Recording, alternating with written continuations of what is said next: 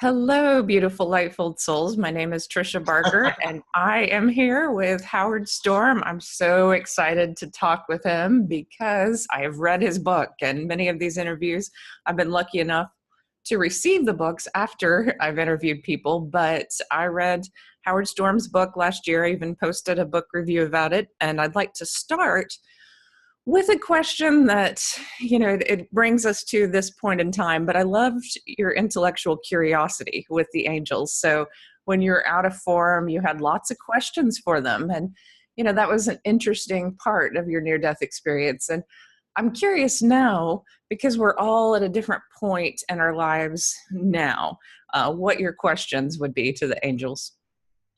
Oh, quite different. Because at the time I had basically no religious or theological background whatsoever.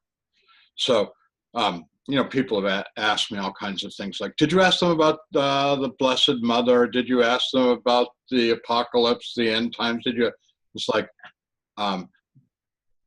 and invariably my answer is no, no, no, no. Matter of fact, I didn't even know. I didn't know what an apocalypse was. So you really didn't have a lot of religious background. I remember you singing the song "Jesus Loves Me," and that was my religious background was basically childhood up to the age of like 14 or 15, and then it ended, and I became, starting with. I started reading philosophy, but people like Nietzsche then led me into existentialism, and I became a big devotee of Sartre and Camus and Heidegger and all that stuff. When I say Heidegger, not that I ever understood Heidegger, but I read him. Yeah, same here. I took those philosophy classes. He's pretty obtuse. So back to my question, though, what would you ask them now?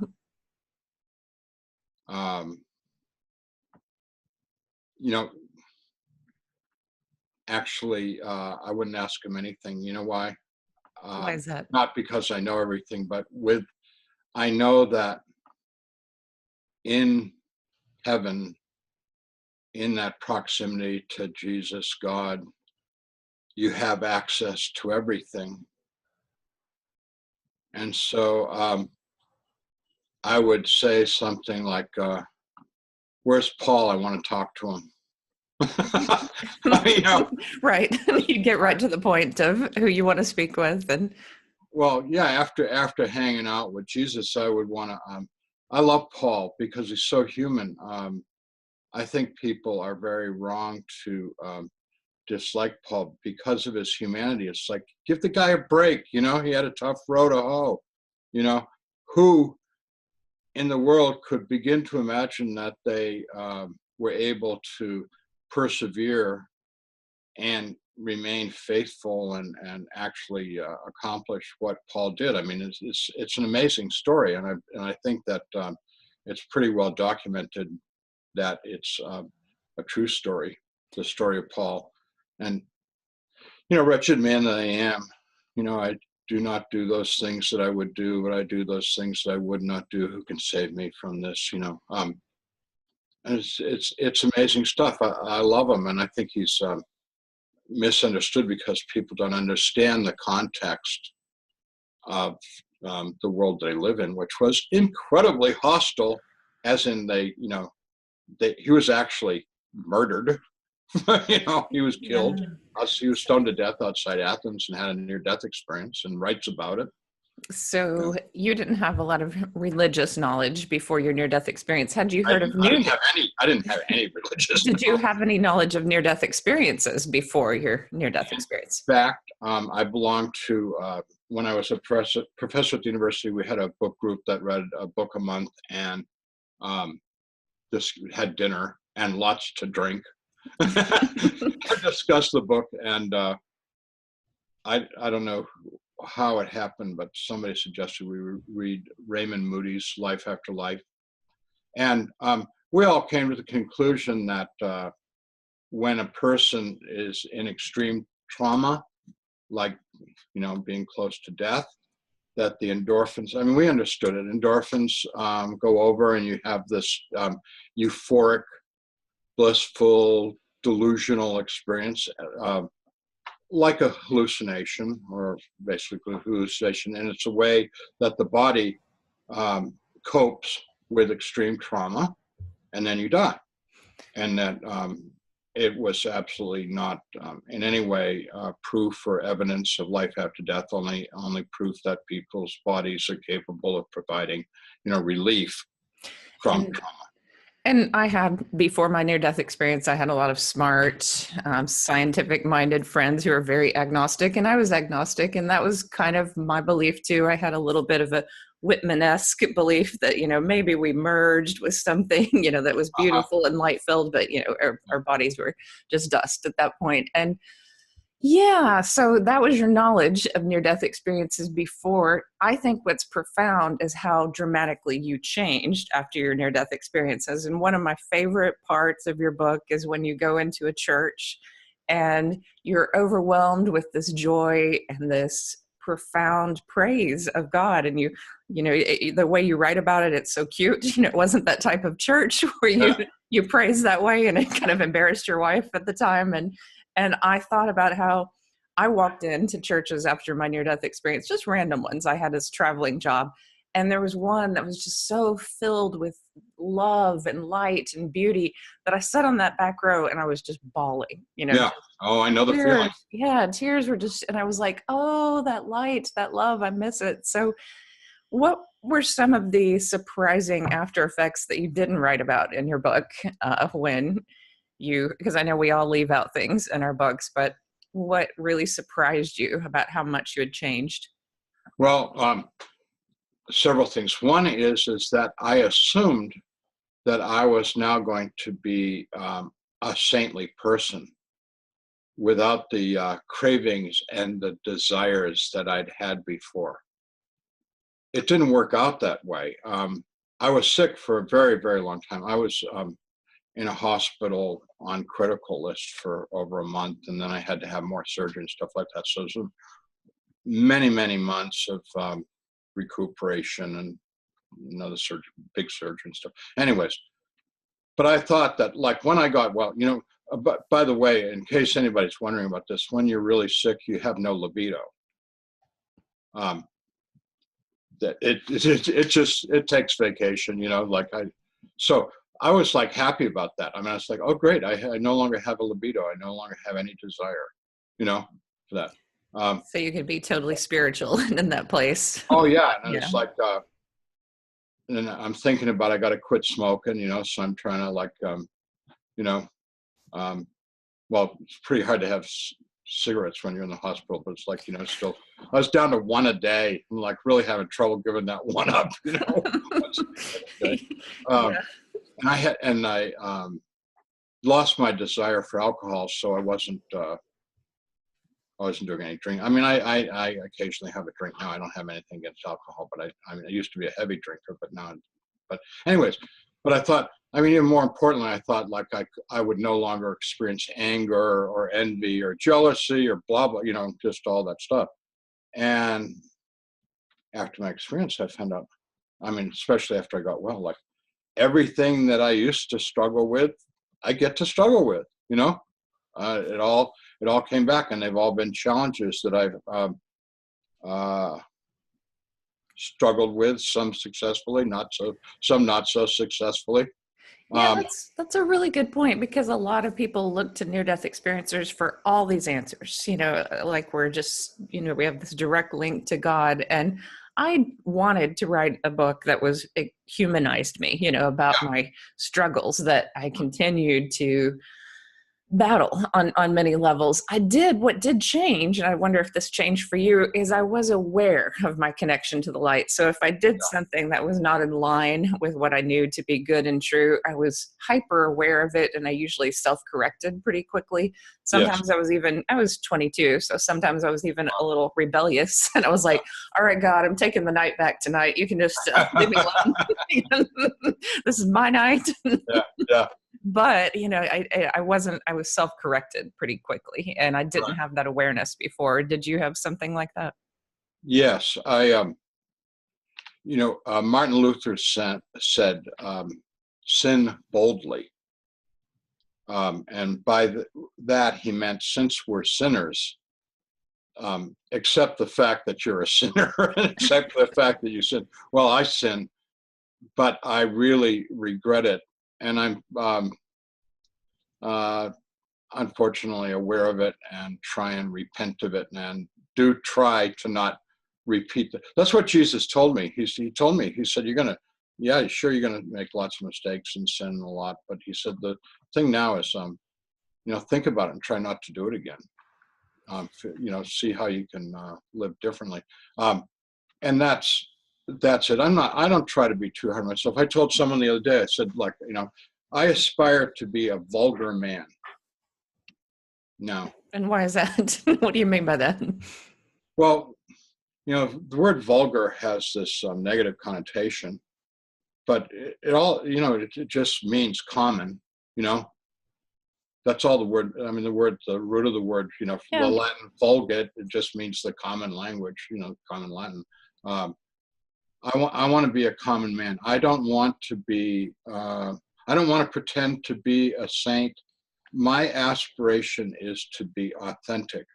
And I find that to be a real struggle, because one of the other things that I think is a huge problem with near-death experiencers, and I include myself in that category, and I'll include you in that category too. Oh no, what's coming? It's egotism. And I've been turned off by some near-death experiencers because I found that their ego was getting in the way of their truth and their authenticity. And so when I say I want to be a vulgar man, a common man, I want to be authentic, because I don't want to shock you, because I know you love me so much, but I am the most common of men. I mean, I'm just a man, and I'm not, and I don't want to pretend to be something else. I have, you have, and I did the kind of work that I was a professor for 20 years, and now I'm a pastor. They're ego-enhancing professions. You can't stand up in front of a group of people and pretend to be an authority on something without it finally getting to, Kurt Vonnegut once said, let me just get this in, Kurt Vonnegut once said, we are what we pretend to be careful what you pretend. I love Kurt Vonnegut. Yeah, and when we pretend to be an authority on something, it's dangerous.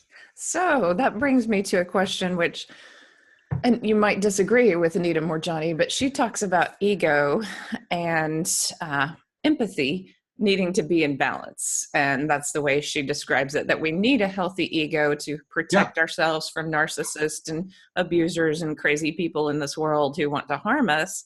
But we also need empathy. And if they're out of balance, if you see someone who's too empathetic, then they get walked on. If you see someone who's too egotistical, they're just a joke, because, everyone can look at their ego and see that it's way out of balance. So, do you agree with her in that sense that we need both? Or do you think, oh no, just throw the ego out, be in this total flow? Oh, no, I think she's absolutely right. But the problem is, I mean, it sounds simple, but I think that it's not just a daily struggle, it's an hourly struggle.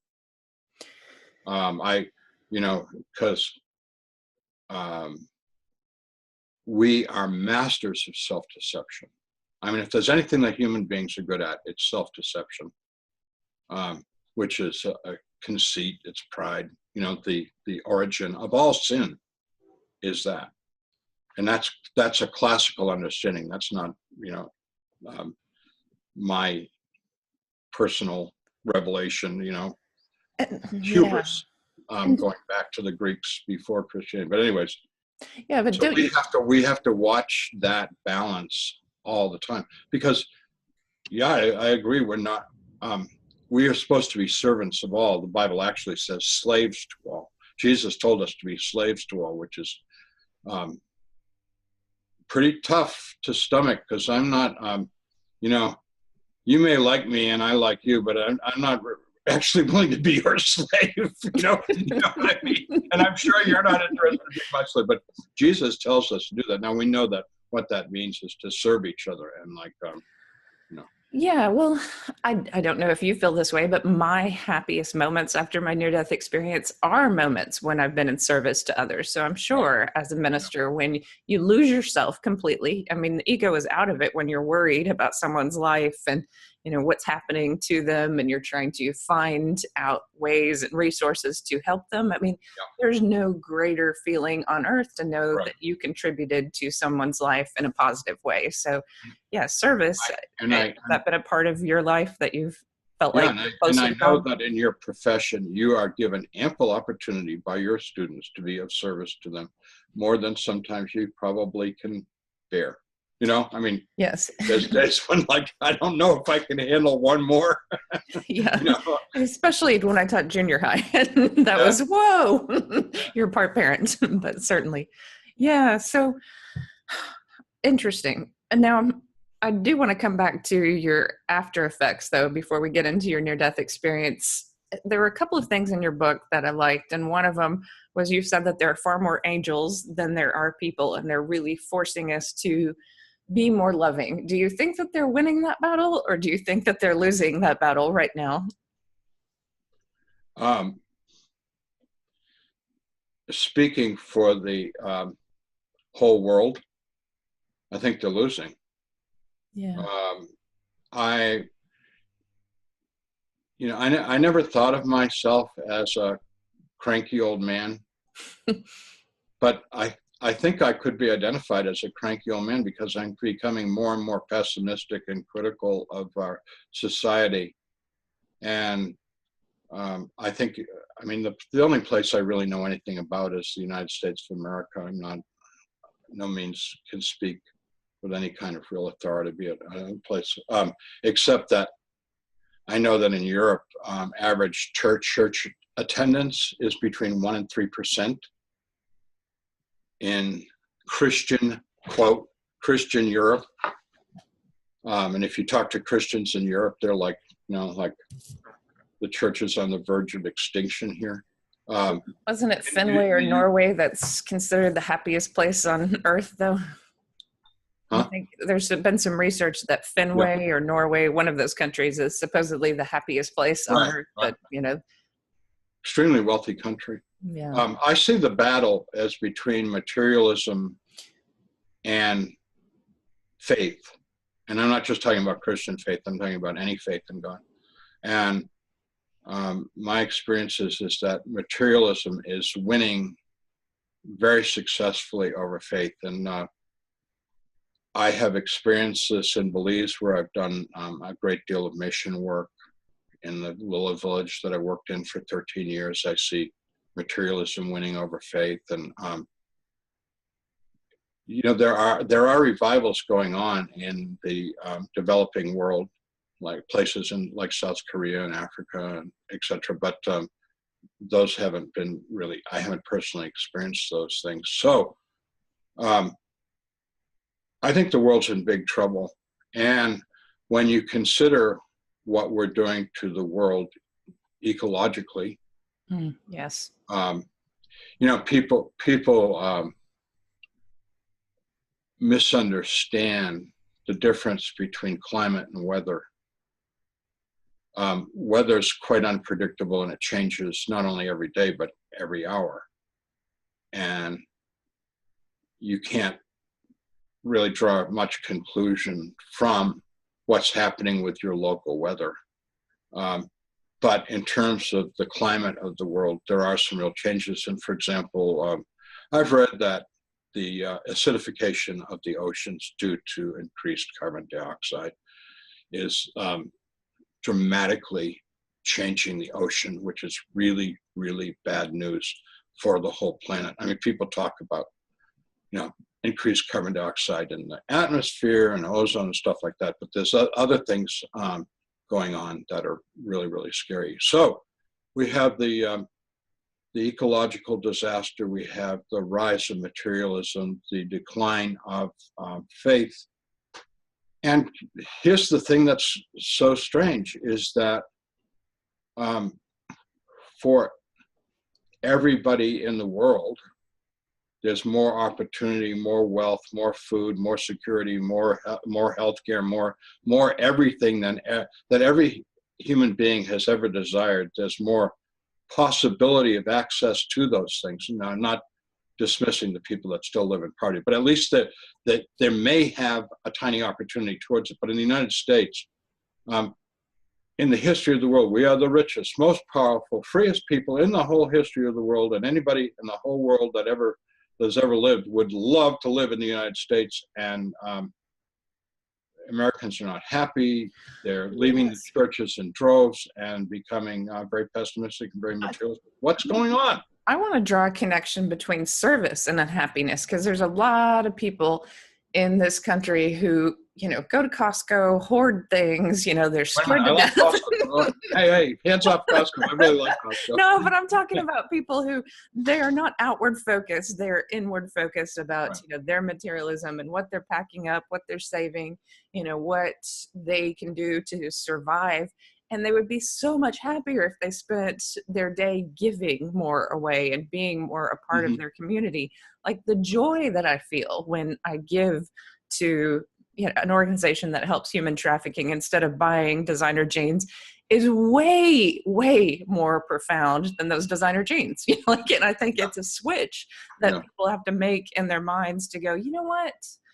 I feel more joy when I give more. And it's very hard for Americans because we're just inundated with advertising, and that we connect success and health and happiness to our full well-being. So I think that switch is important for Americans, and just taking a darn break. Like when we had a gas shortage here in Texas, briefly, I thought about your book and about people shooting each other at gas pumps and, descending into that kind of violence. And I was like, people just need to go home and chill, in these moments, eat what's in their refrigerator, reach out to people around them, become a community instead of like this complete individualistic mentality. And other countries are way more connected and see themselves as one.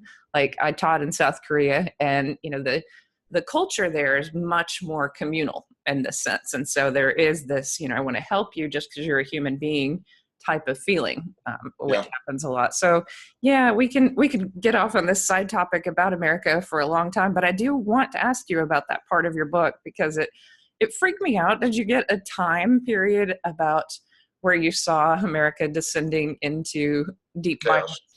Chaos.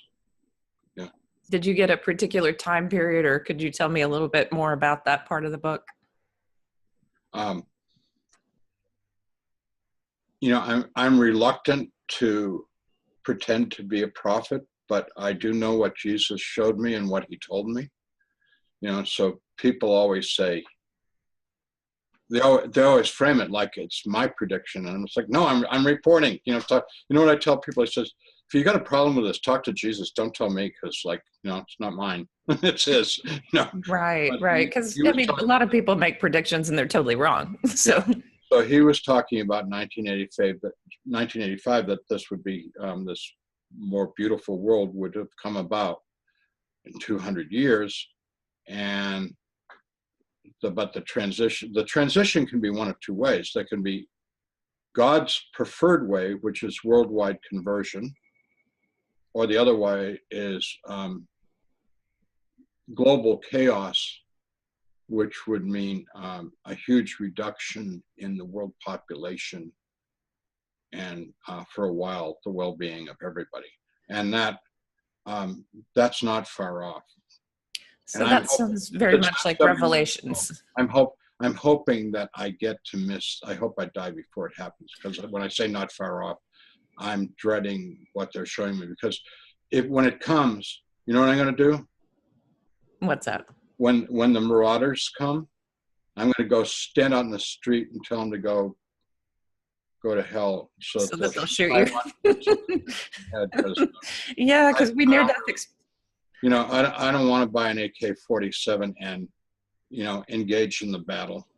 Because we near-death experiencers are not afraid of death. It's funny, you bring up that moment. I really do I hope that peace and love can transform this world. And there are people who think Yeah, differently. let's work for that. Let's work for that. Let's do that. There are people who think about all this differently from you, about the environment, and they send energy to the oceans. And then there are other people who are, deeply engaged in cleaning up the oceans and educating people about climate change. And, that there's a lot that people do in a myriad of ways to combat a lot of these things. And I always come back to the fact that love is the most important transformer of situations. So if we can give more love to others through service and through helping this world, then maybe we can make a shift. But the way you phrase that, you're saying like everyone needs to convert to Christianity to avoid this disaster? Convert to God.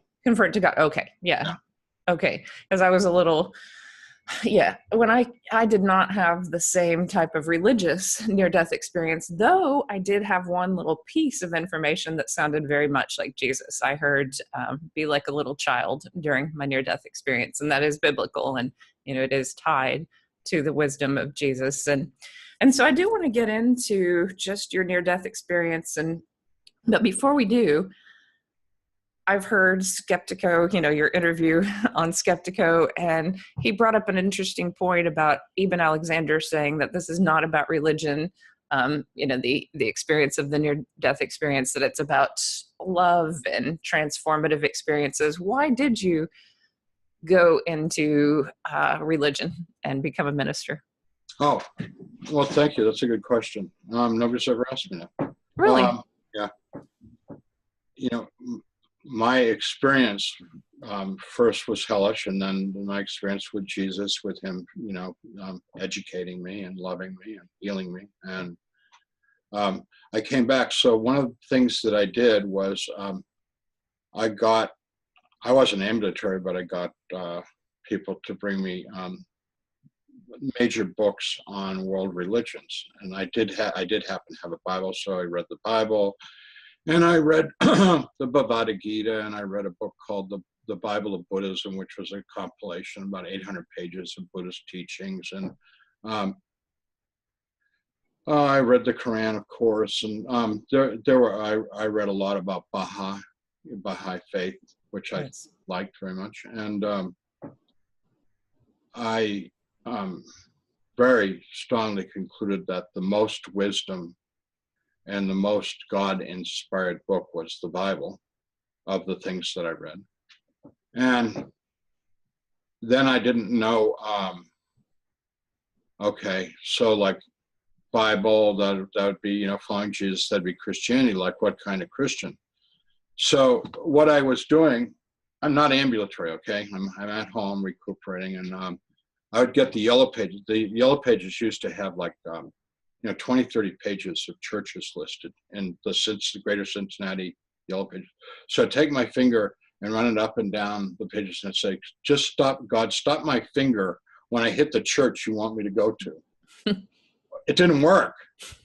I did this a number of times, and I'm getting like I kind of annoyed with God. It's like, okay, we're going to try this again, God. Pay attention now. It's real simple. Just stop my finger. It's like a Ouija board. You can do this, and nothing happened. So it's like, oh man, where do I go? And then I actually thought about Unitarianism, because I understood that they were like really open to everybody and like, affirmed other religious statements. So that's pretty cool. And so it's like, and I was still intrigued by Baha'i, and didn't know where to go.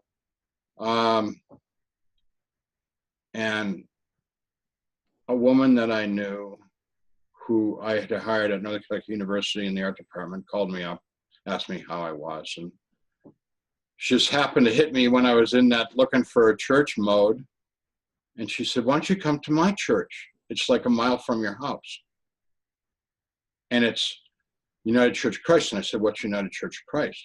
And she said, well, it's the joining of congregational and blah, blah, blah. And I said, oh, that's what I was raised in. I was raised as a Congregationalist. And then she said to me, maybe you should grow where you were planted. And that hit me like a anvil in the side of the head. Yeah. So I went to that church, and you had made reference to it when I went there. I had this like incredible epiphany. You know, the church was full of angels, and they were, you know. And I also want to add that I was also very aware at the same time that the church was made up of a bunch of sinners like me, because my big hesitancy about going to church was I was certain that if I went to a church, they'd spot me as a bad guy, as a sinner, and that they would despise me and throw me out. I just knew that was going to happen. You know, that there was, you know, they hid the billboard outside the church, sinners are not welcome here. Which of course is not true, but that's what non-churchgoers, a lot of non-churchgoers think, that like there's all these Holy Joe hypocrites.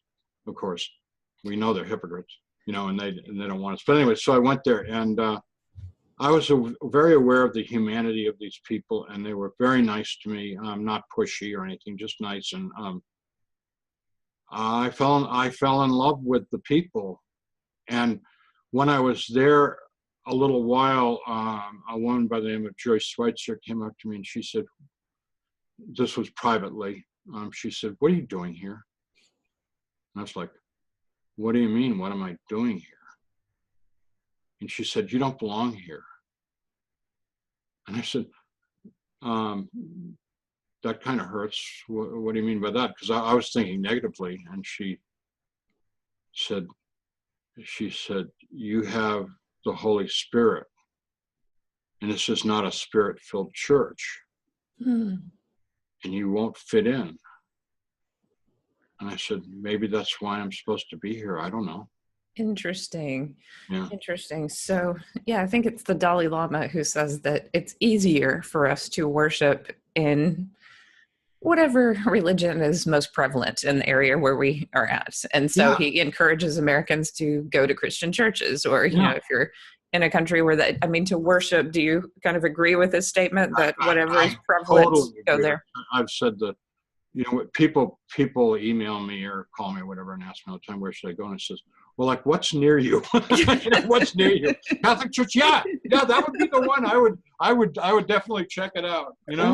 Right. Because, you know, and I had a long struggle with this. I love meditation, love Buddhism, but there just aren't a lot of great temples. And so eventually I found myself in, of all things, a Bible church, but it's just so beautiful and wonderful. And, you know, I love the minister and I get a lot out of it. And who knew, you know, that my path would take me full circle to that, but it's a great place to worship. And I want to be part of the culture. I don't want to be, you know, the holy guy standing on the mountaintop pontificating about what's right and wrong with the world. I want to be, I mean, when I say, you know, go back to this theme about wanting to be authentic and wanting to be common, I want to be down in the muck, literally in the muck with everybody else.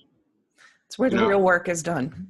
Yeah, I mean, I spent all day yesterday with a guy who, I spent the whole day with him. And like one of the first things he said to me, he said, "Well, I'm sorry, I smoked some marijuana before I came here to relax me." And I'm like, whatever, okay, you know, let's move on. Let's keep going. I was like, oh, great. Because, you know, if I was a real therapist, I would have booted him out. Interesting. You know? Interesting point. And we're going to get right to your near-death experience. I did not have a hellish near-death experience. I think my family, who's very evangelical and religious, would have liked to have seen me have a hellish experience, but I didn't. I was 22. I was kind of a wild kid, but I was in rebellion to a lot of abuse and a lot of things that happened in my background. And I felt as if God needed to show me that I could be totally loved, and that, you know, the angels were there to work through me in the classroom, and that there's so much more magic and beauty in this world than I could have possibly imagined at that moment. And my experience was very loving and profound, and it's what I needed. Do you think that we get what we needed? Like, do you think that you may not have changed as profoundly had you not had the experience that you had? Oh, you're hitting a raw nerve here. I hope and pray that nobody ever goes through what I went through, because I have never told anyone what really happened and what it was like for me. It was really bad, really, really bad. Oh, Howard. And I think it was an incredible gift of love that God gave me to do that. Yeah. Because sometimes for therapeutic reasons, we need to go down to the bottom before we can see our way out. You know, there's a saying in AA. I've never been a part of AA. I've been a part of Al-Anon, but it's a big saying in AA where we talk a lot of AA stuff in Al-Anon.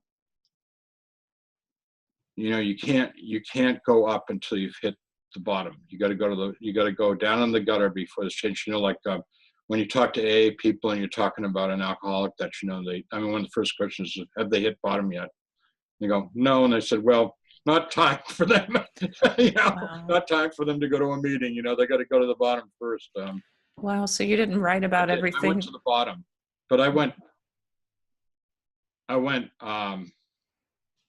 into the cesspool bottom, and I'm trying to keep this clean. Yeah. I went into the cesspool bottom. So you didn't write in your book about everything that you experienced in that realm? By no means, and I don't talk about it. I mean, I get upset just thinking about, you know, I mean, I'm not even talking about it and I get upset, you know, just thinking about it, because it was brutal. And I'm not just talking about, for me emotionally, I'm also thinking about all the souls were there, because they're my brothers and sisters. They're yours, not just mine. They're your brothers and sisters too. Your brothers and sisters are in that cesspool, and they don't see their way out.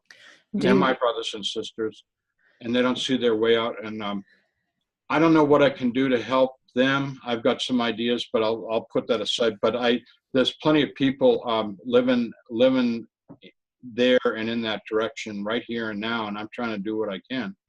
So no matter how tormented someone is, do you think that and I believe this, that they still have the ability to call out to God, as you did, to call out to Jesus and to rescue themselves? Absolutely. Matter of fact, the thing that drives me crazy is that it's so simple. It's so easy to call out to God and have your life totally changed. And you can go from despair to joy. You can go from pain to bliss. You can find, like, all your problems aren't going to be solved immediately, but with the help of God, you will find the solutions to your problems. You know, you find a way through all the difficulties of life, and find a community of support through faith communities. It's like, and the thing is that in real churches, real synagogues, real temples, it's all free, no cost, no obligation. I mean, because you got a bunch of people just living to try and be helpful and supportive to someone. Yeah, I mean, you bring up this very weird situation, but I was briefly a big sister, and the mother of the child, she left her children with a child molester. That was her babysitter. And so I had to call CPS and, you know, deal with all this. And I was like, there's a church walking distance from your house. Like, go there, find someone there to watch your kids, you know, like, for God's sake, you know, just pull yourself out of this misery and, you know, like, see the light, that there's a path, you know, to goodness. There's a path to a better life. And sometimes people, they literally just don't see their way into a better situation. And, you know, that's a big part of that. So this is a little bit off topic, but do you see, like, people sometimes pick up on ghosts or entities? Do you think that those are lost souls in hell? I don't think they're in hell. I think they're lost souls. I think they're, for reasons that I don't entirely understand. I've got some opinions, but they're just opinions. They are stuck, you know, because what hell is it simply means separation from God, and it could be any variety of things. There's infinite possibilities of what hell could be, and those souls are clearly not in heaven. So for some reason they have, you know, according to some people, they're stuck. They have attachments to this world, and they haven't moved on. It's not a good place to be a lost soul, but they haven't moved on. Yeah. So I won't make you go too far into talking about hell, but I do want you to talk about your near death experience, and I'll just Yeah. let you talk at this point. But you were very ill and you did um, see hell. So you want to start at that point? Yeah. First of all, I want to say that both from my personal experience and everything that I've been studying theology for over 30 years now, um, God doesn't put anybody in hell. Yes. God doesn't punish anybody. Those are misunderstandings and misinterpretations of God's word. What hell is it's the reward for people that despise God. And despising God means apathy. The greatest form of hate, the greatest form of violence is apathy, which means indifference. And that's what I had become. And my faith was materialism. And so what I believed, in all of my PhD friends and all of my friends all had their terminal degrees, believed that if you can't measure it, see it, weigh it, count it, it simply doesn't exist. Totally materialistic. So therefore, God doesn't exist. Angels don't exist. Of course, there's no heaven. There's no hell. This is all there is, and that we're driven by our sort of base animal desires, which we need to gratify. Very important to gratify those desires, and perpetuate our genes. And then you die. That's what I believed. And when I say I believed it, I mean I knew that, and all of my friends knew it. And my friends, both the people that I'd gone to school with and now as a faculty member at school, we knew that we were the smartest people on the planet, and knew a lot more than those silly Baptists and Catholics and Methodists and Presbyterians and Buddhists and Sikhs and Hindu, whatever. We knew that those people were just, those were primitive superstitions that people used to invent in order to explain why there was thunder and lightning, and why their cattle all got sick and died, whatever. But we You knew summed that up pretty well. That's how some people believe. Yeah. Yeah. So when I was dying at Cochin Hospital, June 1st, 1985, people asked me if I prayed, and it's like, I'm trying to explain to you, like, the last thing in the world I would have done was pray. I would have sooner jumped off the Eiffel Tower than pray. I mean, it's like, what an absolutely silly notion. I did ask repeatedly at the few times that a nurse ever came into the room, because I never saw a doctor there until after my near-death experience. I asked for morphine. I asked for a doctor, because the pain of the hole in my duodenum, which was leaking hydrochloric acid and other delightful digestive juices into it. I was dissolving myself. I was digesting myself on the inside. And if you want to know what that feels like,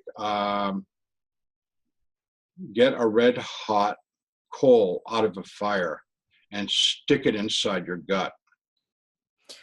That's what it feels like. And the problem is as the digestive juices migrated throughout my abdominal cavity, it went from a point to an area to my whole abdomen. And the reason why I had to have the second surgery was because of the scarification due to that, and the sepsis that I suffered afterwards. Yeah, so you were aware of too much. And I was aware 17 hours before I went into surgery, too. No painkillers or anything. And that's a terrible place to be. Some people are able to leave their body and disassociate from it. I didn't until. Yeah, I thought about trying that. It didn't work for me. I also thought what I kept thinking, why am I not unconscious? I thought when it got bad, you got to be unconscious or you had some sort of euphoric thing going on. And it's like, it ain't working for me. So Interesting. any kind of, the slightest movement only agitated the pain.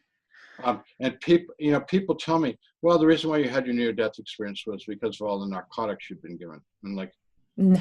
don't seem to be listening to me. I begged for anything and I was given nothing for 10 hours. Nothing. What about nothing don't you understand? Just And really it's and it's so hard to describe how I know the difference between a drug-induced state and that state. And it's so clear and it's so different from anything we ever experience in form. irritating. And that's, I think, for us, I think largely what convinces Yeah. us. Um, when I lived in San Francisco from 1966 to 1972, um, my wife and I were given lots of recreational opportunities, which we imbibed in and enjoyed. So, in the famous words of Jimi Hendrix, I am experienced. Thank you very much. Yes. So am I. It was the 90s, a different time period. But Oh, wow, you missed it when it was great. yeah, we were trying to I relive mean, it. like we had some really heavy trips. You know what I'm talking about now? Oh yes, yeah, Yeah. and nothing like a near-death experience. No. No, no. And people ask me if it was a dream.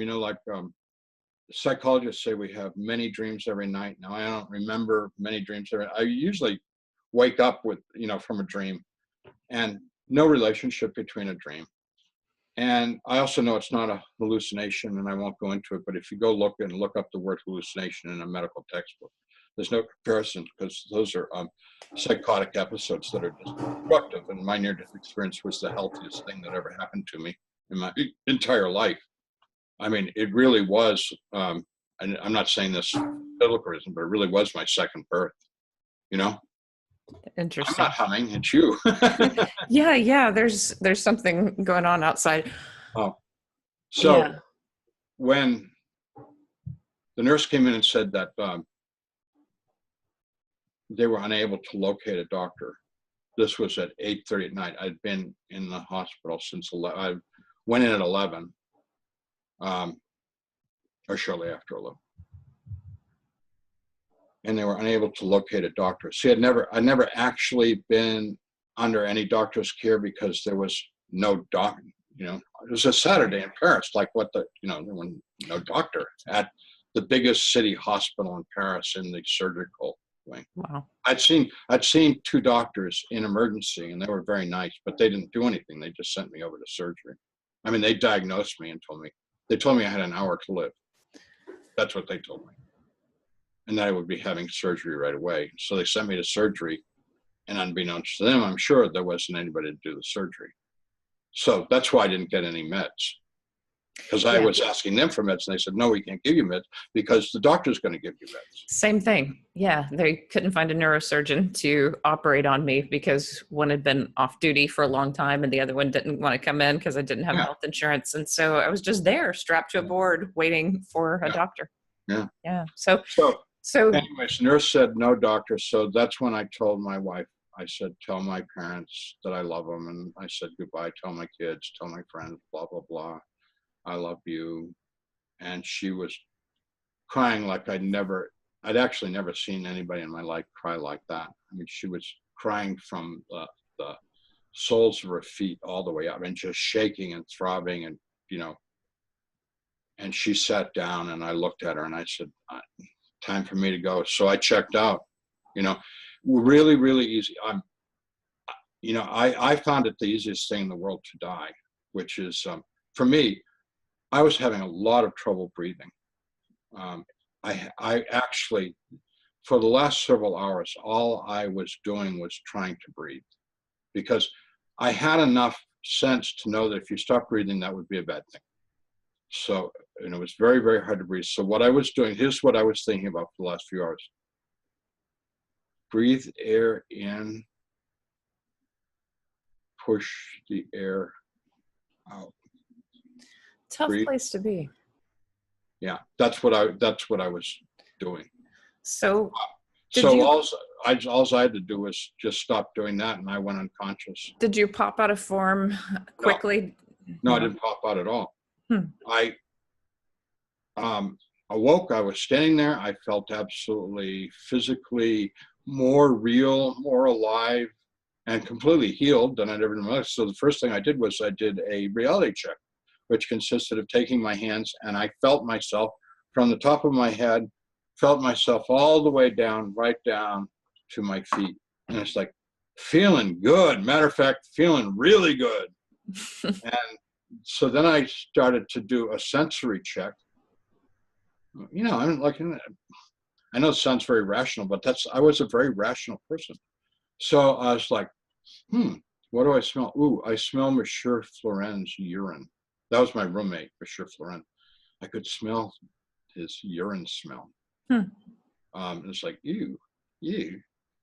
And then I can hear the hum of the fluorescent lights in the ceiling real loud. I mean, it's like not like a roar, but it was real. I could hear them humming really loudly. And then I looked and I realized that in our, I was an art teacher. So like in our vision, we see 180 degrees with if you have two eyes. Well, I was seeing way more than 180 degrees. And I'm going, ooh, that's so weird. Yeah. And then I checked my depth of field, which is, like if you focus something far, your near is out of focus and vice versa. I was going like, I have complete depth of field.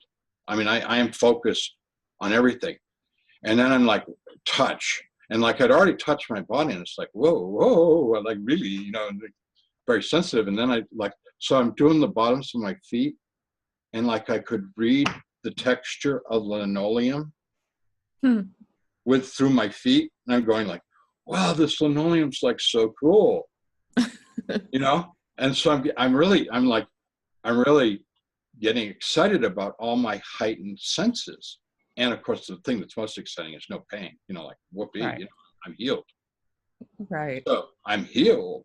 And so I'm looking around the room and my wife's on the other side of the bed. And then I notice in the bed, mostly covered by a sheet, but the head not completely covered, was a person. And I looked at the person who was facing my wife away from me. And to my horror, it bore a remarkable resemblance to me. Now, I knew rationally that wasn't me because I was standing there and like rational people know you can't bifurcate. And, I mean, that's crazy stuff. That's schizophrenia to say that like you were standing over yourself, looking at yourself, right? Like, I'm not crazy. I'm not nuts. That's not me. So then I'm thinking, how come it looks so much like me? Because could it be a coincidence? No, that's ridiculous. So I'm trying to think of a scenario. So what I came up with, which I realized was absolutely ludicrous, was that the French hospital personnel had made a wax replica of me and put it in the bed. And then I realized, one, they didn't have the time to do that. And that's like takes a lot of skill because it was a very good replica. And three, like what would be their motive? I mean, why would they go to all that trouble and expense, to replicate this great wax replica? No, I mean, I'm telling you the truth. Okay? It's funny. Yeah, I mean, looking back was funny. At the time, it was very disturbing. So it made me angry. I'm going towards anger, and then I tried to communicate with my wife. I can't give you all the cuss words that I used to use, but what the effing yeah going on? No, here. I wrote my book literally, and so there were 17 F words in the first two chapters that I had to take out after the first draft. Well, anyway, so I'm yelling at my wife, who's sitting there with like her head down and tears running down her cheeks, and I get no response. And it was like infuriating. because like one of her techniques to punish me when we were not getting along was to ignore me. You know, it was a pretty common strategy on her part to pretend that I didn't exist. And so I figured, okay, she's really mad at me for being sick and our whole trip to Europe being ruined and stuff like that. And, you know, we were supposed to fly the next day, and like, that's not going to happen. And we're losing that ticket, you know. So I'm figuring she's really, really mad at me for what I have done to her and ruined her life. And so I turned to my roommate, Monsieur Florent, who was a 68-year-old, super kind, sweet, sick Frenchman.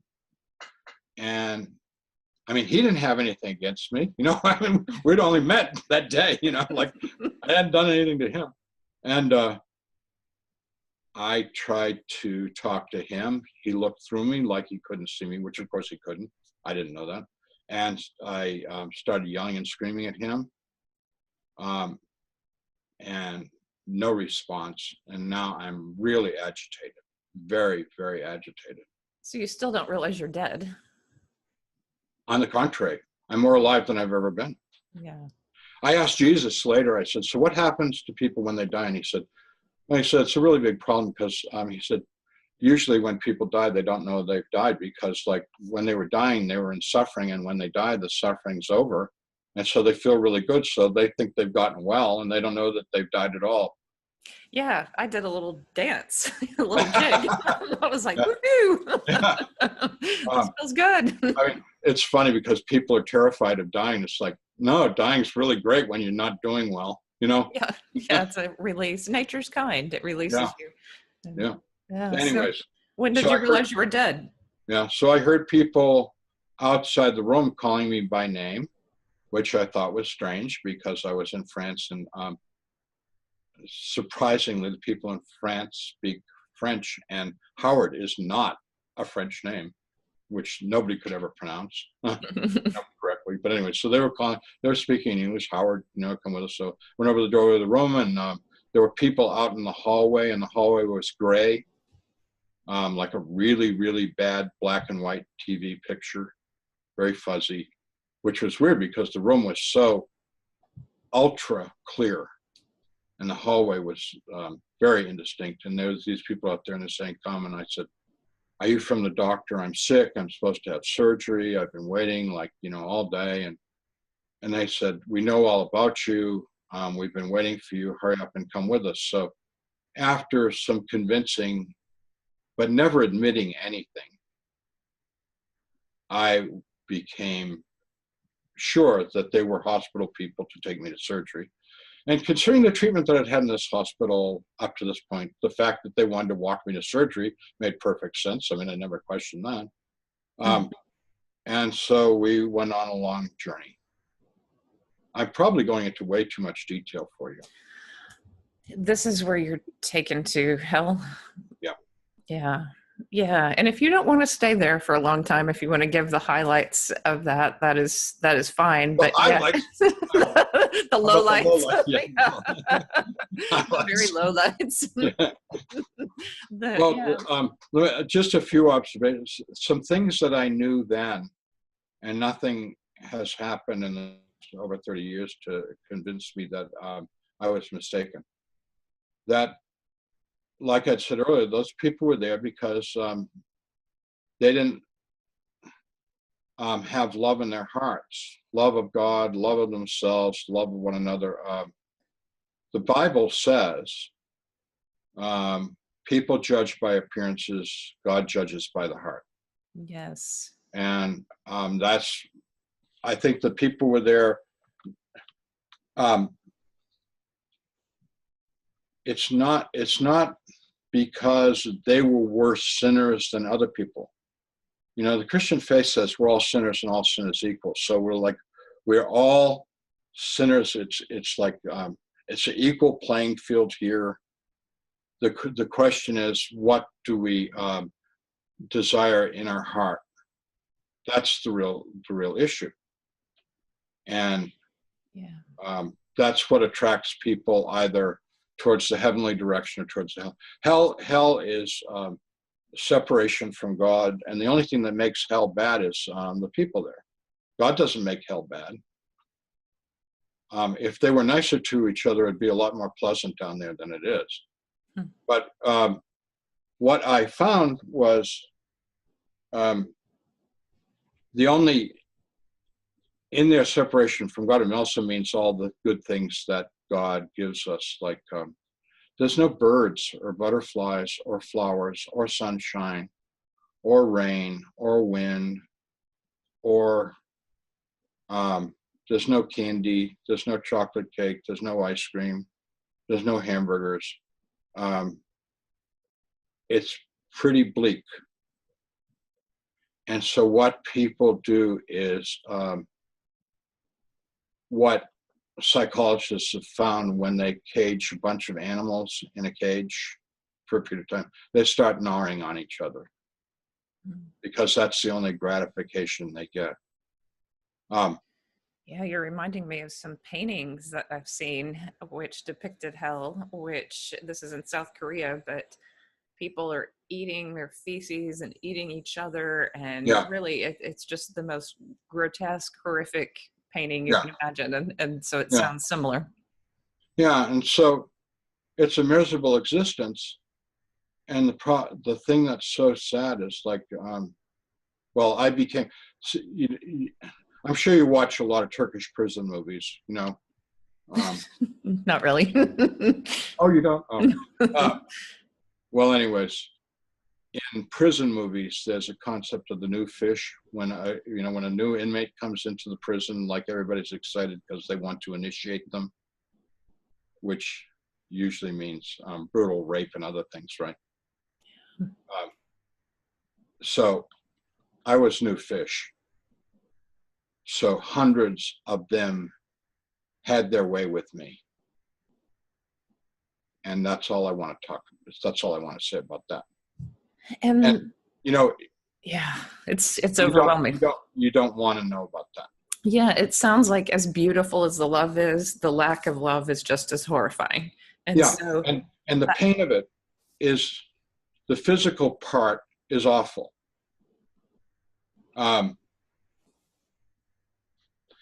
But the emotional part is much worse than the physical part. You know, when it was happening and after it happened, it's like, how could they want to hurt me that much? Why do they hate me that much? You know what I mean? That's the part I couldn't. I can't understand, because you know what? I know why now. Because they don't care. And I'm going back to this theme of the ultimate hatred, the ultimate violence is apathy. They didn't care about me. I was just a thing to try and gratify, a few moments sensation. And that sounds like human trafficking or any of the horrible things that go on in the world. There is a not caring that this is a human being. Right. That this is, someone is being harmed. And there's no care. It's just monetary, or it's just... When you think about doing something like that to a child, male or female, and you and I think, how could a human being do that to a child? Because children are just so delightful and precious and lovable. How could someone do that to a child? Yet it happens all over the world all the time, including to my wife, etc. I mean, when she was a child. But anyway, it's another story. So anyhow, they don't care. I mean, they weren't doing it to me. They weren't doing it to me personally. It was just, I was new fish. I was fresh meat. And when they were done with me, by being done with me, is I was no longer responsive, physically and emotionally, too far gone. The term that I like to describe was I was roadkill. No. Yeah. And in that place, I heard a voice that said, pray to God. I literally heard a voice say, pray to God. I don't know who said that. I don't know where it came from. It kind of felt like it was like here, coming out of my chest, which I think it was coming out of the Spirit of God that was in me. But I'm just speculating here. I mean, at the time, it's like, who said that? I mean, it's like, who said that? And I thought, what a stupid idea. I don't believe in God. I don't pray. And the voice said, pray to God. And I thought, I don't know how to pray. I haven't prayed since I was a kid. You know, it's like, I don't pray. I'm not a prayer. Forget it. The voice said, pray to God, real strong. And I thought, okay, what would that look like? I mean, it's just pure, I'm just speculating on what would it look like for me to pray. And so I'm thinking, okay, I pledge allegiance to the flag of the United States. Oh, no, let's pledge allegiance. 70 years ago, our forefathers brought forth in this continent a new nation. No. That's Abraham Lincoln. The quality of mercy is not strained. It droppeth as a gentle rain upon a place beneath its twice blessed. No. Shylock. Oh man, I can't think. You know, like, I mean, I'm remembering things I've memorized because, of course, from my perspective, 38-year-old genius, college professor, department head, I thought prayer was something you memorized when you were a child, right? Which is very, very elementary and simplistic understanding of prayer. Anyhow, so I'm trying to remember, and like I finally come up with like, the Lord is my shepherd. And I'm so excited, I murmured it. I murmured it out of excitement that I actually remembered something that sounded like a prayer. And upon doing that, the people that were still around me, which they were no longer interacting with me because I had become tedious and uninteresting, they became very angry. And they said to me in language that's the worst language I've ever heard in my life. There is no God, nobody can hear you, and now we're gonna really, really hurt you. Like, basically telling me what we did before was nothing compared to what we're gonna do to you now, if you don't stop. Really, see, and this is a terrible commentary on them because they couldn't bear like my most miserable, pathetic little prayer. And then I thought of some other things like, our Father who art in heaven, hallowed be thy name. And I mean, I was only remembering like phrases. I couldn't remember like a whole verse, just little phrases. So I'm remembering this stuff, and I'm coming up with glory, glory, hallelujah. His truth goes marching on, and I mean, just anything that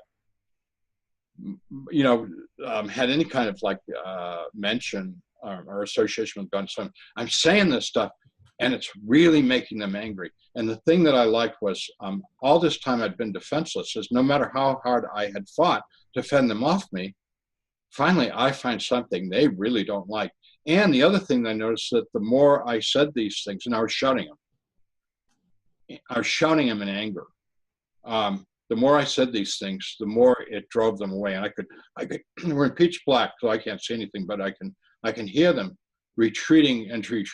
So like, yippee skippy. I'm really making them mad, and I'm driving them away. So I'm like letting them have it with this stuff, and I'm just repeating this stuff over and over again. And eventually I realized the only thing I can hear anymore is me, and I can't hear them. So like I become quiet, and I listen carefully. And I know some place somewhere they're out there, but I don't know where, but they're far, and that's good. And then I think about my situation and realize I'm stuck because I can't crawl, I can't move, I can't go anywhere, and I don't know where I am. And also, I know now, I mean, I didn't have to debate this. I knew that I was not alive, and I was not in the world. So I'm trying to think of my situation. And so what I could come up with, because I lacked any religious understanding, where I grew up in Massachusetts, we had septic systems and cesspools. We weren't hooked up to sewer lines. So what I came up with is that I had gone down the toilet and through the plumbing into the cesspool. And I don't know how into cesspool theology you are, but there's layers in the cesspool, like the Dante's Divine Inferno. Yeah, got it. But anyways, like at the top is floating the unprocessed stuff, and the deeper you go, the more it gets processed, and then it all becomes liquefied, and eventually then goes out into the leaching bed. Anyways, that's what I would, that's what I was trying to think of what part of the septic system I was in. And what did you conclude? I conclude that I was in the entry level, Wow. and that I knew that my life was filth, garbage. I knew that I was a selfish ass. I knew that. I mean, in the world, I never would have admitted that to you. If you and I met, if you'd met me as Howard Storm, Professor Howard Storm, you know, at Northern University, I would have tried to impress you, you know, with what a nice, good person I was. And it was all hypocrisy. It was all lie. Basically, I want to get in your pants. Okay? I mean, sorry, but that's just the truth. Or if not that, get you to admire me and be a fan, you know? All you would be to me is someone to support my ego, you know? Yeah, and that ego, I was very judgmental before my near-death experience, and I saw that as a problem too, that even my thoughts, my negative thoughts about other people kind of harmed this beautiful connection I could have with them. Did you see that, wow, there's just so much more potential and possibility for human interactions because of your near-death experience? Oh, absolutely. Yeah. Because, I mean, now, I genuinely make an attempt to love everybody I meet exactly where they are. And basically, I mean, I know I'm a preacher and that's a dirty word, but I'm not out there to exploit anyone, you know? Anyhow. Yeah. So I went through my life, and I'm not going to go through my life with you unless you've got no, but you had the life review. Well, no, not yet. I did my own life review, and what I concluded was that, I know this sounds funny, but I graded myself after I went through my life, and I realized that I was basically F and D's in every department. My relationship with my father, my mother, my sisters, my students, my friends, my wife, my kids. I just gave myself F and D's up and down the line, because all I could see was all the ways that I had failed. And I felt real bad. Were you judging that in terms of how much love you gave to them? Yeah. Yeah. And I realized that I belonged in the place that I was, and that I was stuck there, and nothing was ever going to change it, and that the only way that I could have any kind of an existence in that place was to somehow pull myself together and to become more vicious than they were. In other words, before you got a chance to bite me in the neck, I'll rip your head off. You know, that would be our greeting. You know, you go for my neck and I rip your head off, right? That's what, and I thought, I'd rather not exist than live like that, because I'd rather not be than be one of them. So now I'm in a dilemma, because here I am, there's no way out. I have no way of knowing how, yet they're going to come back, and I can't count on this prayer bit, which was quite insincere. You know, I mean, it wasn't from my heart. It was just like, it worked. It was, but I mean, how long is that going to work for me? You know? Yeah. And I went into the deepest despair. I mean, here I am in the cesspool, and now I'm emotionally, spiritually sinking into a deeper hole of like, there's no way out of this. And down in that hole, my little mind's working, trying to come up with something. It comes up with like a 8 or 9 year old child sitting in Sunday school singing "Jesus Loves Me." And that's what saved you, isn't it? That was the thread. Because it wasn't the idea. The words were good, but it wasn't the words. It was like, when I was a little kid, I believed in like this God / Superman. And when, you know, the alligators and bears that live under your bed that are trying to bite your toes, remember them? Oh, yes. Well, okay, good. when they would start snapping at my toes at night, in the middle of the night, I would pray to Jesus and they would go away. And so you believed in some power that Jesus had, and so that gave you that link to a greater power. Yeah. And I mean, that I am telling you the unvarnished truth of the extent of my faith at that point. Like, hook me up, And then of course I'm having voices in my head saying, "You don't believe this silly stuff, like that. You were a child, you're an idiot. It's not true." And then the other voices were saying, "Why would he care about you? You've done nothing but use his name as a cuss word for the past 20 years. He's not going to listen to you. Even if he did exist, he hates your guts." I'm having all this stuff going on. And then finally I'm screaming in my head, "Stop it, stop it, stop it."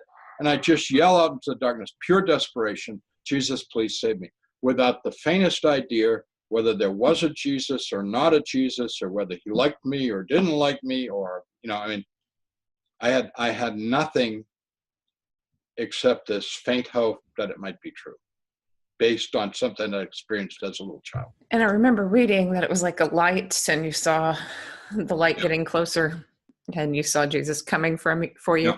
And when was the first moment that you felt love, where you felt, okay, this is the shift? This impossibly bright light, if it was actually light, it would have burned me. It was that bright, but instead, it not only did it not burn me, it was so incredible. I was so overwhelmed by the brightness of the light and its beauty. And then I looked down at myself and I saw gore, and I was like, ew, I was really gory. I hadn't seen myself.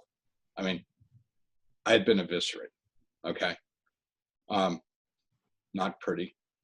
And out of this light came hands and arms, and he touched me. And when he touched me, three things happened. One is, all the gore just started to disappear, and I became whole. This is all happening not instantaneously, but pretty quickly, 1, 2, 3, 4, boom, like that. The other thing that happened was I was filled with ecstasy instead of being simply just nothing but pain from head to foot. Now all of a sudden the pain goes away, and I'm filled with ecstasy.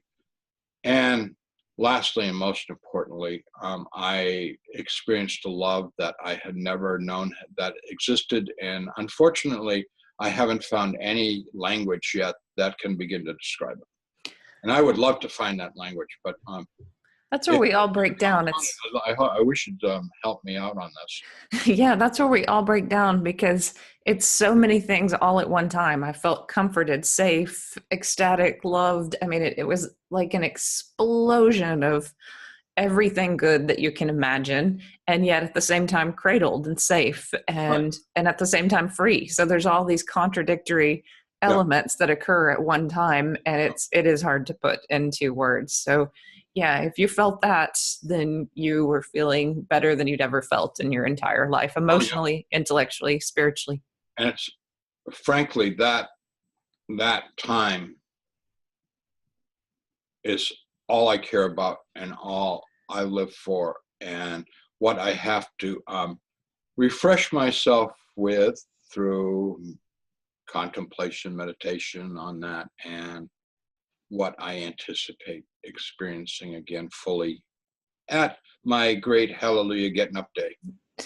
Yeah, so I think that's what we teach a lot of people to meditate on, is just to imagine that love and being that loved, and to feel what that would be like in every cell of your body, to be that treasured and that loved and that adored.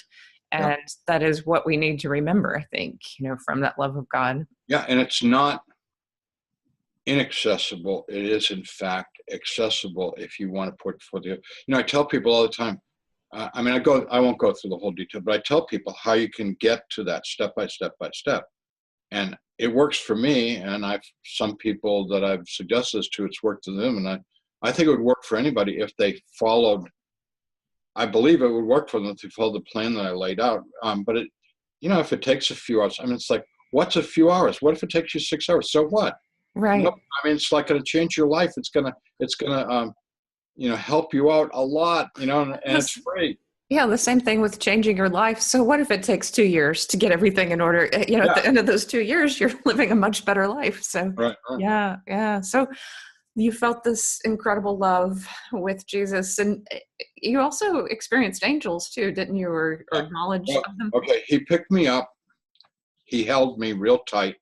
And I just want to add one more thing. When he held me, I knew that there was some, besides all this healing and love and all that he really, really liked me a lot. Matter of fact, I'm his favorite person in the whole universe.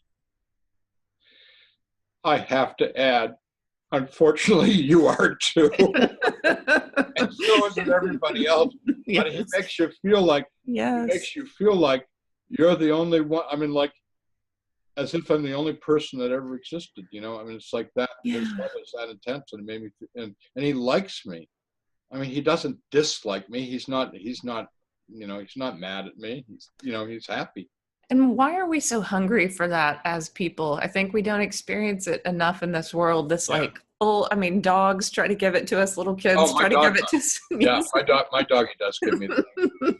But we other people sometimes just can't love us in that way. That full, unconditional, open-hearted way. I can tell you why, because we get reject when we try to act like that. When we act like little children, just go up and like throw our arms around people and tell them we love them. You know what? I tried that after my near-death experience. Doesn't work. Me too. You get shoved away. I mean, people say really bad things to you. Yeah. You were a 38-year-old man. Or people miss it, or people totally. Oh yeah, I was a 22-year-old woman, so men were falling in love with me, right? Oh, yeah. And I was like, no. Yeah, I didn't mean that kind of love. I know. I mean, I was a 38-year-old man. And I was getting, it just wasn't working out right. Yeah. And as a pastor, one of the things that's frustrating is like we have like boundary training every few years, mandatory boundary training. I'm not allowed to touch anyone unless they initiate it. Yeah. And I'm sure not allowed to tell people that I love them so much or anything like that. I mean, if I did that, I would be defrocked. But what's interesting is when I do like kind of jokingly tell my students, "Oh, I love you guys," I see them smile. Like there's this sense of everyone wants to hear that they're loved. There is this need for it. Okay, so keep going up. So I'm holding on to Jesus. I'm crying, happy cry, and he's rubbing my back. He gave me a nice, very soft, tender back rub, and we take off. And just like flying in a helicopter, except it was just Jesus and me without the helicopter. And we start moving, and all I'm aware of, because like I've got my face buried in his chest and neck, was we're going. We're really going. I mean, like I know. And actually, I'm a little bit scared because I'm actually thinking, I hope he doesn't let go of me. Decide he doesn't like you that much. Yeah. But anyway, so we're moving, and I'm trying to get my act together because I'm feeling. I've put a lot of slobber on him from my nose and mouth. A lot of slobber. And I'm feeling bad about that because I don't have a hanky to clean them up or anything. And okay, so I'm trying to get together. So I get enough together, and I look and I see like we're moving towards a world of light, and all around the world of light, like a bazillion little lights going in and coming out, and there's all this activity. And I had this gigantic, the God that I said wasn't. We're going to his house. We're going into his territory. I mean, I know that. I just know that somewhere in that big galaxy of light, if you will, there's God in that, and we're headed towards it. And I am the biggest idiot in the whole world. And they probably hate me, because of what I've said and done. And I think to myself, he's made a terrible mistake. I don't belong here. And with that, we come to a stop, and we are outside of the world of light, which we could call heaven, because that's what it was. I call it home. And he spoke to me for the first time telepathically, and he said, we don't make mistakes. You belong here. And I thought, how do you know what I thought? I didn't say that. Can you hear what I think? And he laughed and he said, I know everything you've ever thought. And I thought, I feel real uncomfortable with you knowing everything I've ever thought, because I've thought things that I don't want you to know that I've thought. And immediately I thought of something that I didn't want him to know that I thought about, which is I thought of a breast. I've always been a boob guy. Too much information, huh? Okay. No, that's what seriously, that's what I thought of. And you know what he did? He laughed and laughed and laughed. He laughed, and that's funny. He thought it was really funny. And I thought, oh, he thinks I'm funny. He said, yeah, you're real funny. And I was like, he thinks I'm funny because nobody thinks I'm funny. I mean, like, I have a wicked sense of humor, but it's like, it's New England. It's very dry. You know, I make like a lot of jokes and people look at me like, what's your problem? You know, it was humor. Excuse me. You know, Funny. I mean, have you noticed I'm funny? You know? Yes. Have you noticed I'm funny? I'm So very anyways, silly. yeah. So he liked my, you know, he thought that was funny. And I thought, and he's not a prude. Yeah. You know, like, actually, boob is like, I mean, what's the big deal? It is what it is. It's not, you know, it's not, you know what I mean? And so, I mean, it could have been worse, right? Yeah. And so we started talking, and he kind of interrupted our conversation, which is all telepathically. He had a young male voice, and he said, I got a bunch of people I want you to meet. And so he called out with tone, musical tone. Mm. And they came, and there was a group of them, and they formed a semicircle around us. And he said, they've recorded your life. I'm running through this quickly. There's a lot more, but oh yeah, and I'll put a link to some of the other places where you've told your full story. But yeah, I do want to get to the angels. He said they've recorded your life, and they want to show you your life. So we proceeded to watch my life, and that was what I would refer to as a holographic projection of me interacting with people. And the interesting thing was that there were props, but usually not a background, only when the background was appropriate. So it's like people, like it would be like, that's the way it was for me too. Boy, my mother at the kitchen table, we got tables and chairs and a floor, and the rest of the kitchen just isn't there at all. It's like so hard to explain. But you're doing a good job of it. It's like the images just kind of pop up, and you see, okay, here's me interacting, or here's me thinking this and being a part of this scene. But for me, it was projected onto this starry sky. That's where I had my life review, and I just saw the scenes that I needed to see. Maybe not the whole life, but just ones that were important. But for me, it was in chronological order, and sometimes we'd go into a scene and like see what happened to the person after what happened to them after we'd interacted, or what they were feeling. Would feel what they were feeling. You went in chronological order. I went backwards. That's interesting. Okay. To your childhood. Yeah. And the thing that was difficult is that as I became an adolescent and became more and more of a Übermensch, which was my goal, Nietzschean Superman, I was more manipulative and detached from people, and Jesus and the angels clearly shared their unhappiness with the direction that I was going. Not in a cruel way, just like, it's really disappointing. Yeah. And I felt their feelings, and I felt bad that I was such a disappointment. They weren't angry, they weren't mad, they were just disappointed. Because what I ultimately learned from the whole thing was that we were created to love one another. That's our job. That's the curriculum. That's the whole thing in a nutshell, and that's the only thing that matters. And what I was doing was moving away from that. So ultimately, I had a career, I had a wife, I had kids, I had a house, I had cars, blah, blah, blah. I had all that. I had the American dream, and I was going somewhere, and I won prizes at art shows. you know, and I got tenure and I was a full professor and I, you know, blah, blah, blah. And none of that mattered. And they let me know that none of that mattered at all. Matter of fact, it was very surprising disappointment, because I'd say, look here. I got, you know, I'm a full professor. I'm 26 years old, full professor. Nobody gets that, you know? I'm like, yeah, well, that is of no consequence at all. Look here where you ignored a student who really, really needed a friend. And then they would feel so sad for that student. And it's good. You know, it's Homer Fields, by the way. That was his name. He's Kentucky. Homer Fields, what a great name. That is great. And Homer was looking for a friend to talk about his girlfriend who had dumped him. And you know what? I really didn't want to hear his BS about his 18-year-old broken heart. You know, it's like, you know, I kept thinking, they don't pay me enough at this university to listen to this crap. That's what I kept thinking as he's crying in my office.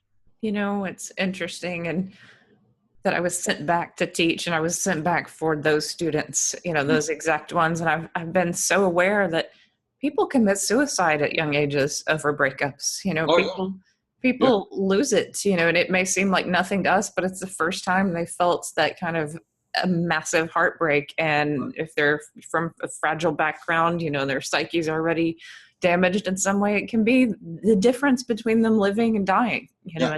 And we are so blessed that for their own reasons, which are probably completely misguided, they have decided that we're trustworthy. Yes. And they want to share this and seek help from us. And yeah, I mean, we're blessed to be in that position, and we think it's an imposition. Yeah. Not a valuable time because we're busy. Yeah. I didn't feel that way, but I wanted to be a lawyer. I didn't want to be a teacher. You know, I wanted to, so my near-death experience forced me to be a teacher. I'm glad you weren't an attorney. Yeah. My ex-wife's an attorney. Oh, I'd love to argue, but we haven't argued much. So anyways, yes. we went over the life review, and as the life review went on into my adult life, I was begging them to stop it. I'm like, I got it. No. And they'd say, no, you got to watch it. So we went through the whole thing. It was brutal. And I made them very disappointed and very sad. But I got the point. It was real simple. We were here. We were supposed to love each other, and I completely missed it. I thought my life was about being the most famous, wealthiest, important, powerful person that I could possibly be. I mean, I wanted it all, you know? Oh yeah, I know. I mean, to put it in very simple terms, what I wanted was, I wanted a great, big, huge art book published by Abrams, and on the title, The Paintings of Howard Storm. And then under the titles, you would see, in the collection of the Metropolitan Museum of Art, in the collection of the Museum of Modern Art, in the collection of the Whitney Museum of Art. You know, that's what I was after. And I was after just money, plain and simple, because I grew up poor, and I just wanted as much. I didn't care who I married to get it. I didn't care who I stepped on to get it. You know, I mean, like in my mind, I was just like, that's security. That's what matters. Yeah. Well, see, my father was like that, and he was all about money. So I was going after something higher than money, that a side product would be the money that come with it. Yeah, but yours is like my paintings would be selling for hundreds of thousands of dollars. Here's the fame that I wanted, you know. Yeah. The money would flow.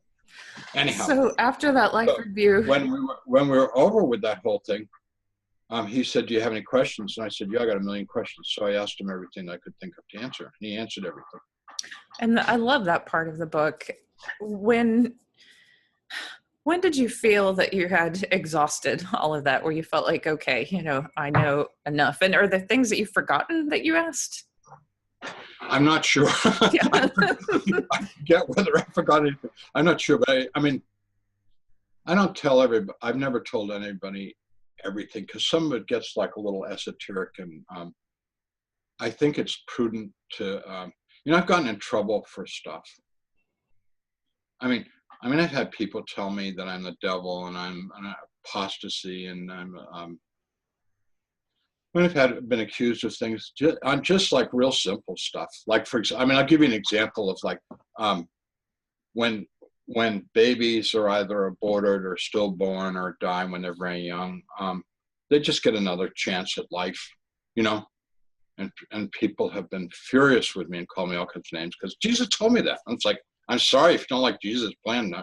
No, he doesn't throw babies into hell, and he doesn't, and they don't. Jesus and God, from what I experienced, was just pure love, just pure, like a flow of love like I'd never experienced before. And so I think in any situation that we're met with love, and I would imagine that these children are met with great love. And even the people who make that choice, the culture may teach them to hate themselves for it, but they still can love themselves through those moments. And I believe that, that they can still connect with God. Another controversial thing that's got me, he not only told me, but he showed me, and we visited some places, that the universe is full of intelligent beings and varied life forms, and that, in fact, this world is one of the lowest of them all, and that there's a lot more spiritual, kind, good, loving, and intelligent beings all over the universe. So you didn't put that in a sermon at your church? No, I haven't, actually. How'd you know? That wouldn't have gone over so well. So anyways, when I couldn't, I ran out of questions. I just couldn't. I was starting to get kind of ridiculous. So I was just like trying to think up stuff to ask, because he's actually the best teacher I've ever known. He is like the model of teaching. And I must add, uses lots of AV stuff. Audio, visual. Lots of descriptions and we went places and saw things and stuff like that. Some of which taught me not to ask certain questions. Like I asked him about the Holocaust.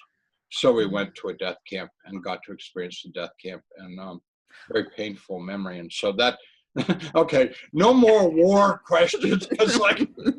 I remember that part of your book, though. The souls were, as soon as they were incinerated, they were just going up joyfully to heaven. Yeah. So anyways, ran out of stuff to say. So I said, okay, I want to go to heaven. And he's like, actually, you got to go back to the world and try and, have the life that you were created to be in the first place. So we had a huge argument. People always say, like, argument. I go, yeah, I argued with him as much as I could possibly argue to go to heaven. and he responded with kind, patient, rational reasons. And just to give you a brief sample of that argument, I said, why would you send me back to the world? Because it's full of cruel, mean people, and it's just a terrible existence down there. And he said, that's true. There's lots of cruel, mean people. And he said, there's also very loving, beautiful people. And he said, what's in your heart is what you'll find. And if you have love in your heart, you will see the love in other people. If you have beauty in other people, you'll see the beauty in them. He said, it's what's in you is what you're going to find. And you know what? Amazingly, he was right again. I've been doing this thing for over 30 years 33 years now, since 85. And yeah, if you seek love and beauty, you find love and beauty. If you seek cruelty and ugliness, you find cruelty and ugliness. But I'm telling you, the love and the beauty is in everywhere and in everyone, including people that do not strike you immediately as either loving or beautiful. That's a beautiful place for us to wind down, because I don't want to keep you all afternoon. I could, but I do want to ask you one more question. Angels in human form. I think I read somewhere that you saw an angel in the human form later. Yeah, several times. Yeah. Do you want me to talk about that? Yeah, just briefly. Okay, so yeah, briefly. We're going to do a part 2. Yeah. You're talking to a preacher here. So when I was recovering in what they called the recovery area of the hospital in Paris at Cochin, the room was kind of dark. It was daytime, but the lights weren't on. The room lit up. And this young man, beautiful young man, really pretty, or handsome, I should say, in his like mid or late 20s, it appeared, blonde, wearing hospital scrubs, pale green scrubs with a V-neck, short sleeves, and sneakers. he comes into the room and he goes, Howard, how are you? I'm like, whoa. Once again, perfect English. Kind of a surprise in a French hospital. And, I asked him who he was, and he said, oh, I'm on the staff here, and I've just come in to check on you, see how you're doing. And I said, well, it's like, I feel like I've been run over by a truck and blah, blah, blah, But the long and short of it was, he said, I'm going to be watching over you, and I want to assure you that everything's going to be okay, but you've got a long recovery ahead of you. But I will always be around. And I said, great. I mean, he was so kind. And I said, so what's your name? And he said, oh, don't worry about that. He said, you will never see me again. And I said, you just said you're going to watch over me and you're going to see me through this whole recovery, and you'd always be around. And now you're telling me I'm never going to see you again. He said, yes, that's all true. He said, I'll be around, but you'll never see me again. And I said, that doesn't make any sense. Are you going to be with me? He said, I will be with you. Always know I will be with you. And I said, I will never see you again. He said, you'll never see me again. And I said, very, very confusing. I don't understand. And he said, now I have to go. So he left. When he left the room went back down to drab. And I'm sitting there like, what was that? What was that all about? Crazy. So even though you don't see him, do you feel him sometimes? Well, wait, let me finish. So immediately the nurse comes into the room. And I said, what was the name of the doctor that was just here? And she said, there's nobody here. And I said, no. He, like the young doctor with the blonde hair and, and the sneakers and stuff, She said, there was nobody in the room. And I said, there was someone just in the room. He just left. You probably passed him coming in. And she said, my desk is right outside this door. I have been sitting at that desk for a long time. Nobody has been in this room or out of this room. And I said, no, you don't understand. There was this beautiful young man who was just here visiting me. She said, no one has been in this room. I have been right here by the door. Nobody has come into the room. And I said, well, you're wrong, because I saw her.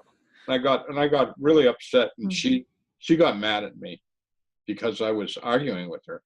I mean, her English wasn't that good, and I spoke very poor French. But anyways, we were having this argument. And she's like, she just gave up on me, and she left. I believe that we all have a lot of angels. I mean, I saw my team, and he was just part of the team. When I went to the hospital, later on, the angels kept appearing to me. And when I went to the hospital in the U.S., which I was there for a few months, they were making daily visits. I don't know if he was, because usually when they showed up, they were showing up with the whole glory thing. So do you feel them now the way I feel them? I don't see them necessarily, but just the other night I felt two of them walking up the stairs with me, and I was like, wow. Oh, they're here. And I know it like, a wave comes into the shore. It's just this beautiful wave of energy, and that's how I describe it. Do you still feel them?